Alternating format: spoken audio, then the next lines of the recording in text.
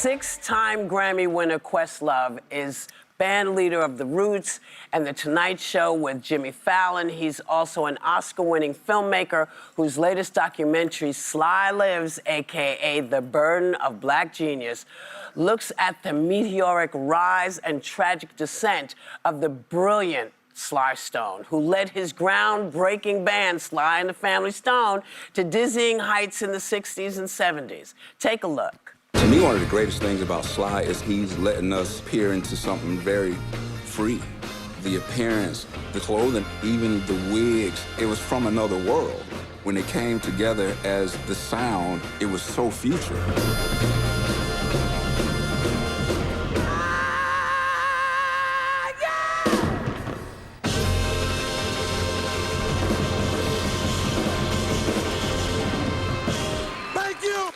Yes, please welcome back Questlove.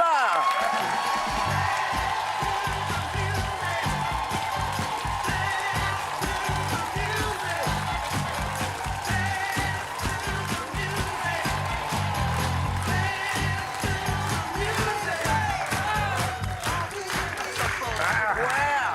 How are you? Good. I'm great. You look good. Man, this documentary is spectacular. Thank you. Thank you. And yes, Thank it is. And you know, he won an Oscar for his other documentary, Summer of Soul, in 2022. Thank you. So is that what made you start thinking about doing something with Sly? At the time when I was doing Summer of Soul, we were editing the Sly and the Family Stone footage from that concert, which of course was 10 days before Woodstock. Right. And I was telling my producer and my editor, I was like, wow, Sly doesn't know that in 10 days his life is totally going to turn upside down when he does Woodstock. Yeah. Somebody should do a film about. Right. And then out of nowhere, like Common, of all people, called me like 10 hours later and said, hey, I heard you doing that Black Woodstock film. You know I have the rights to Sly Stone? You want to do that? And that's when I thought, like, okay, I turn off Siri and Alexa, like, because you just heard my conversation. And yeah, because for me, I was curious about what happens when you get what you ask for. Yeah. You know, we all wish to reach these levels, and what happens when you get it. Yeah. And, you know, unfortunately, for a lot of us, there's a fear and a guilt when you're isolated getting a success. And next thing you know, you don't know it, but you're self-sabotaging yourself. And it, you know, Sly is the very first domino of every artist you ever asked, like, well, why do they show up late? Why do they not show up at all? Why do they have drug addictions? So I just wanted to basically repurpose the idea of, like, the dismissive, oh, they just chose drugs, and you know, I want you to know why, what they're going through. Yeah. Well, you walked out to one of Sly and the Family Stone's biggest hits, Dance to the Music. Yeah. And I now understand, after watching this documentary, that it was actually a sarcastic response to their record label's demands. Yeah, like oftentimes, and I'm guilty of it too, like with The Roots, like, you think you're making this, like, this perfect art presentation, and it might go over the heads of a lot of people. And, you know, the record executives just said, like, look, you know, people don't want to be educated. Just entertain them and just dance to the music. And in anger, Sly was like, okay, you want to dance to the music? All right. And literally, it's a sarcastic, like, the lyrics are literally, dance to the music. Dance to the music, and this is my drummer, this is my guitar player, this is my bass. Here's Cynthia on the It's like the best. And so, but a lot of our biggest hits are sort of sarcastic songs that backfire, you know? Like the Beatles' Sgt. Pepper's is a huge. We don't want to be the Beatles anymore, so let's make a show tunes record, and then it backfired and made them even bigger. So. It's a wonderful documentary. It is fantastic. Thank you. The subtitle of the film is The Burden of Black Genius. Yes. And you really shine that spotlight, like you mentioned, on the immense pressures that Black artists in particular face when they reach this certain level of fame or success, because there may not be peers that look like you at that level. And so you say you hope it's a lightweight intervention for your peers. What do you mean by that? I mean, oftentimes, if you're familiar with, like, my recording history, the artists that I work with, the artists that I'm associated with. One by one, there's always a story about like something troubling happening or whatever. And I know a lot of that just has to do with the anxiety, not only to yourself, but then you have family members.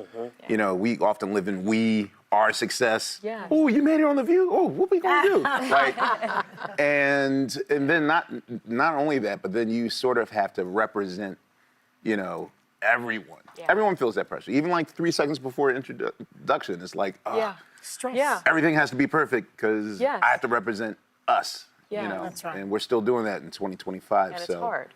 So you also directed the documentary, Ladies and Gentlemen, 50 Years of SNL Music. And I That was good understand, too. yeah. And I understand that you watched over 900 episodes Every last of the episode, show to yeah. prepare. Did you have to watch the whole show or just the music part? Well, in the beginning, so Lauren Michaels presented this opportunity for me, maybe like early 2021.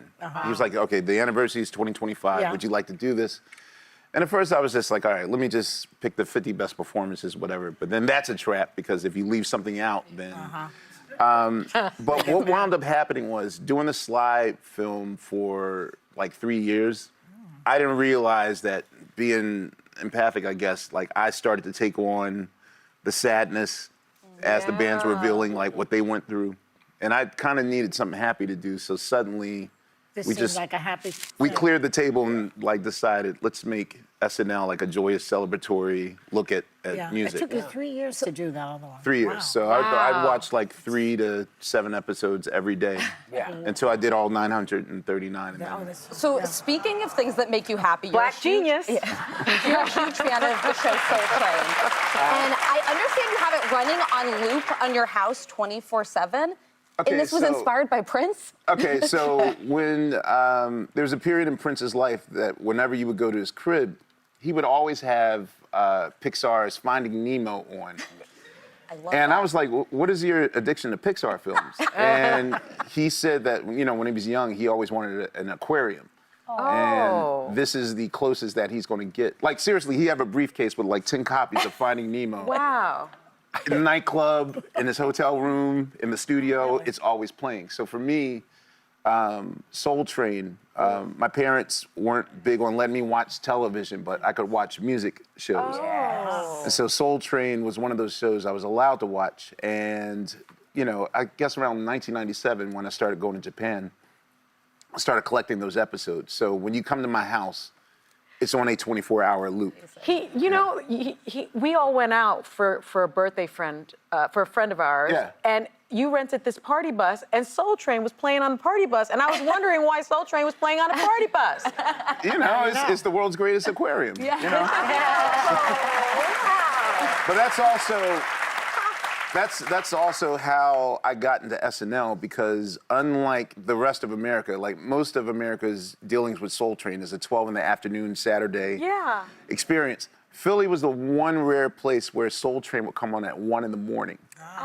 So my parents would, you know, I'd still have to be in bed at 8:30. Yes. When I was like 5, 6, 7 years old. And then, right, only one half of the Love Boat. And then go to bed. But they would wake me up at 12:30. You could see Soul Train. Right, so a half hour before Soul Train comes on at 1, I'd watch the music acts of SNL. Lucky you're talented. Makes sense. It's lucky you have the musical talent. You know, the other thing that you were talking about in terms of Sly, you know, because they were unique, they were unicorns, because the Chambers brothers were considered the only black rock and roll band. But Sly and the Family Stone was a rock and roll band, and people didn't understand because there was too many different colors in that band. People were freaking out. It was a men and great women. thing. Yeah. Yes, it's a whole thing. Our thanks to Questlove. It's never enough time with you.